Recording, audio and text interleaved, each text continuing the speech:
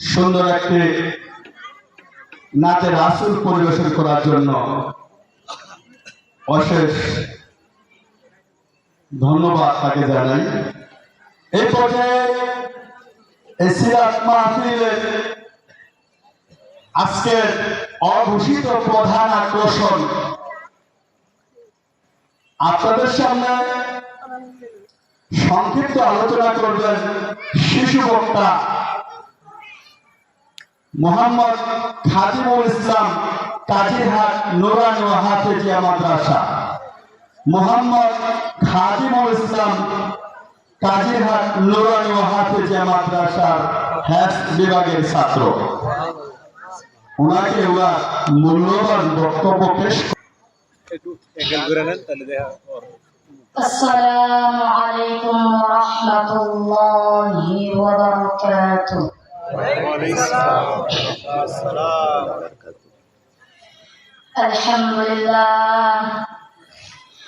আলহামদুলিল্লাহ নাহমাদুহু ওয়া নাস্তাঈনুহু ওয়া নাস্তাগফিরুহু ওয়া নাউযু বিল্লাহি মিন শুরুরি আনফুসিনা ومن سيئات أعمالنا من يهد الله فلا مضل له ومن يضلل فلا هادي له ونشهد أن سيدنا ومولانا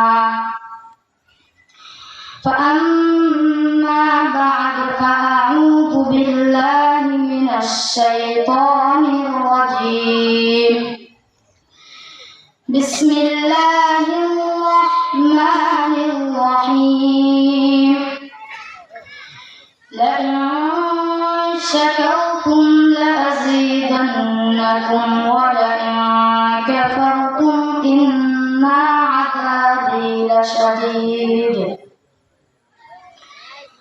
صدق الله العظيم.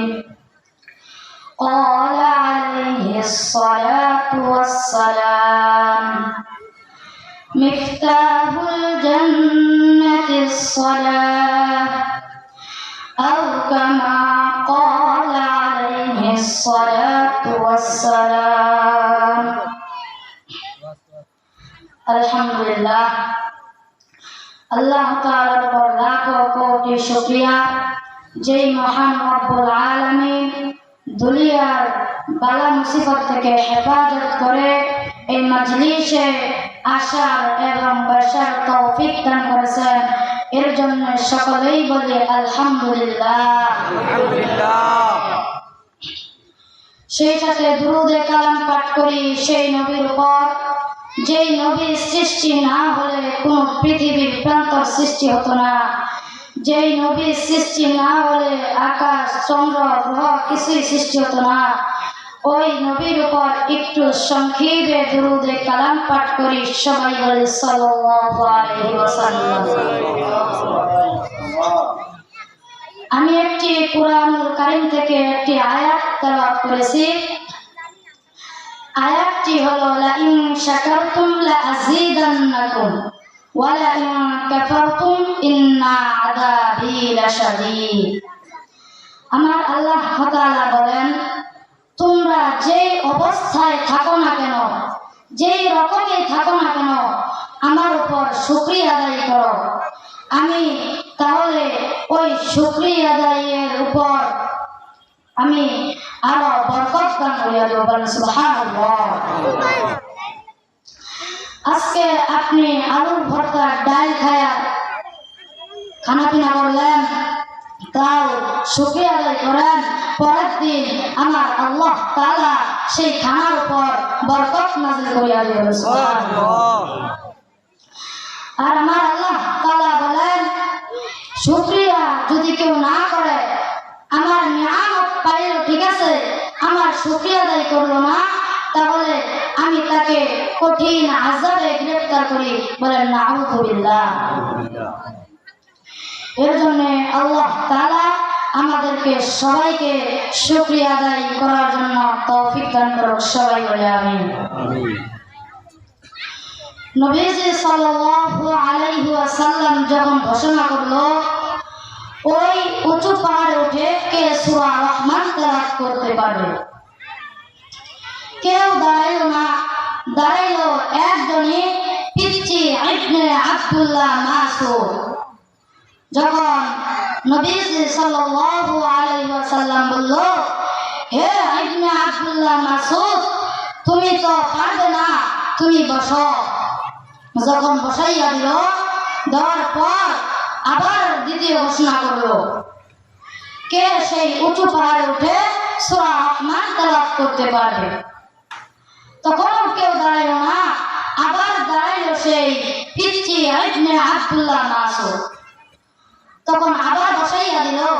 বসাইয়া দেওয়ার পর নবীজি সাল্লাল্লাহু আলাইহি ওয়াসাল্লাম আবার ঘোষণা দিল, ওই উঁচু পাহাড়ে কে উঠে সূরা রহমান তেলাওয়াত করতে পারবে।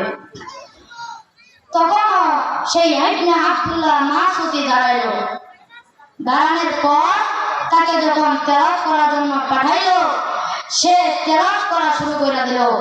এত মধুর কণ্ঠ, এত সুন্দর কণ্ঠ যে তার কণ্ঠে সব সাহাবী শুনতে লাগলো, এমনকি আসমানের ফেরেশতারাও নামে শুনতে লাগলো। বলেন সুবহানাল্লাহ।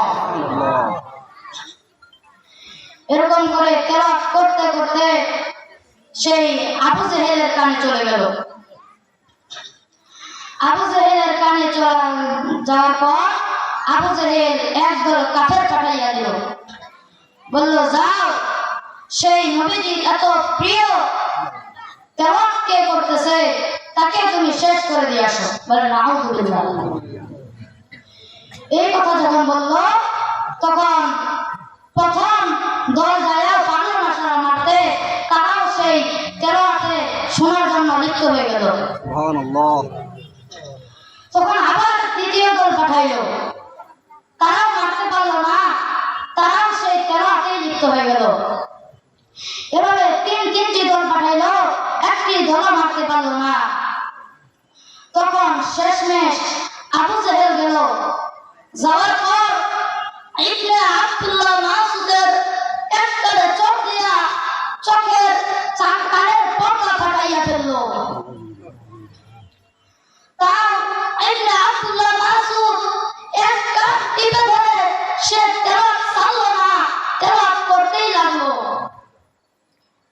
তখন আবার আর কানে থাপড় মারিয়া ওই কানের পর্দাটা ফাটাইয়া দিল। তখন ইবনে আব্দুল্লাহ মাসউদ দুই কান টিপে ধরে তেলাওয়াত করতে লাগলো। যখন তেলাওয়াত শেষ হলো, তার মা এসে বলল, হে বাবা, তোমার কি লাগে আমাকে বলো। ইবনে আব্দুল্লাহ মাসউদ বলে, মা, আমি কিছু চাই না, আমাকে এক গ্লাস পানি এনে দাও। এই কথা বলার পর তার মা পানির খুঁজে চলে গেল। কয়েকটা বাড়ি ঘোরার পর পানি পায় নাই, একটা বাড়ির মধ্যে পানি পেয়েছে। তার ওই পানি যখন তার সামনে আনিয়া দিছে, শয়তান আবু জেহেল সেই পানিকে লাঠি দিয়া পড়াইয়া দিছে। বলেন নাউযুবিল্লাহ। তখন নবীজি সাল্লাল্লাহু আলাইহি ওয়াসাল্লাম রাস্তার মধ্যে দাঁড়ায়া এক সাহাবীকে যখন জিজ্ঞাসা করলো, হে সাহাবী, আমার পিচ্চি ইবনে আব্দুল্লাহ মাসউদ কই? তখন সাহাবী বলল, হে আল্লাহর রাসূল, আপনার সাহাবী ইবনে আব্দুল্লাহ মাসউদ রাস্তা দিয়া কাঁদতে কাঁদতে আসতেছে। এই কথা শোনার পর আমার রাসূল কান্দিয়া দিয়েছে। আমার রাসূল কাঁদতেছে, ইবনে আব্দুল্লাহ মাসউদ কাঁদতেছে, তার সাথে সাহাবীও কাঁদতেছে। কাঁদতে কাঁদতে এই সময় আমার আল্লাহ তাআলা হযরত জিবরাইল আলাইহিস সালাতু ওয়াস সালামকে পাঠাইয়া দিয়েছে। পাঠাইয়া দেওয়ার পর বলছে, হে জিবরাইল, তুমি আমার রাসূলের সামনে যায়া মুস্কি মুস্কি হাসবা। এই কথা বলার পর রাসূলুল্লাহ সাল্লাল্লাহু আলাইহি ওয়াসাল্লামের সামনে হযরত জিবরাইল আলাইহিস রাসূলুল্লাহ সাল্লাল্লাহু আলাইহি ওয়াসাল্লামের সামনে মুস্কি মুস্কি হাসতেছে। রাসূলুল্লাহ সাল্লাল্লাহু আলাইহি ওয়াসাল্লাম বলে, হে জিবরাইল, তোমার কি শরম হয় না? আমি কাঁদতেছি, আমার ইবনে আব্দুল্লাহ মাসউদও কাঁদতেছে, আমার সাহাবীও কাঁদতেছে, তাহলে তুমি কোন কারণে হাসতেছো? তখন জিবরাইল আলাইহিস সালাতু ওয়াস সালাম বলে, হে আল্লাহর রাসূল, আমি হাসতেছি এটা কোন কারণে? সেই যুদ্ধের ময়দানে এটা প্রকাশ করব। এই কথাটা বলার পর যখন যুদ্ধের ময়দান আসে পড়ল, ওই যুদ্ধের ময়দানে যখন সবাই হাজির হলো, হাজারের পর হাজার কাফের, সেই কাফের হাতে এক এক রকমের তলোয়ার, আর কয়েক লাখের মুসলিম, ওই মুসলিমের হাতে খালি এক এক করে খেজুরের ডাল। তখন এই টাইমে দুটো বাচ্চা আসলো, আসে এক সাহাবীকে বলল, হে সাহাবী, আবু জেহেল কোনটা? সাহাবী রাগের মাথা বলল, এই সময় আবার ভেজাল লাগাতে আসে। এটা বলার পর সে আবার মনে মনে ভাবলো, না, এটা কোনো আল্লাহ তাআলার কুদরতেই হতে পারে। তখন সাহাবী বলল, ওই যে সেই ঘোড়ার উপরে বসে আছে, হাতে তলোয়ার আছে, ওইটাই হলো আবু জেহেল। যখন ছোট ভাই বড় ভাইকে বলে, হে বড় ভাই, আমি ঘোড়ার পায়ের ভিতরে আঘাত করব, তুমি যাইয়া আবু জেহেলের শরীরে আঘাত করবা। বলার পর ছোট ভাই যাইয়া সেই ঘোড়ার পায়ের মধ্যে আঘাত করলো, আর বড় ভাই যাইয়া আবু জেহেলের শরীরের ভিতরে আঘাত করলো।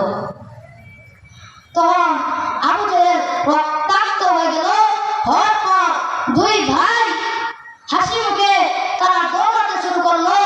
এই সুসংবাদ সে রাসূলুল্লাহ সাল্লাল্লাহু আলাইহি ওয়াসাল্লামের কাছে পৌঁছায় দিল।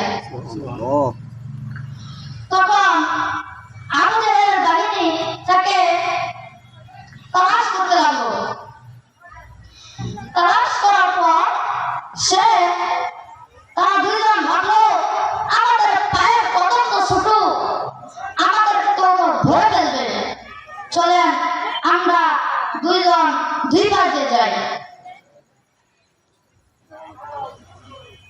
আমরা দুইজন দুই পাশ দিয়ে যাই। দুইজন দুই পাশ দিয়ে রাসূলুল্লাহ সাল্লাল্লাহু আলাইহি ওয়াসাল্লামের কাছে এই সুসংবাদ পৌঁছায় আসছে। সুবহানাল্লাহ। আমার এত সময় নাই, আজানের সময় হয়ে গেছে, এর জন্য আমি এটা বলে শেষ করে ফেলতেছি। সবাই আমার জন্য দোয়া করবেন।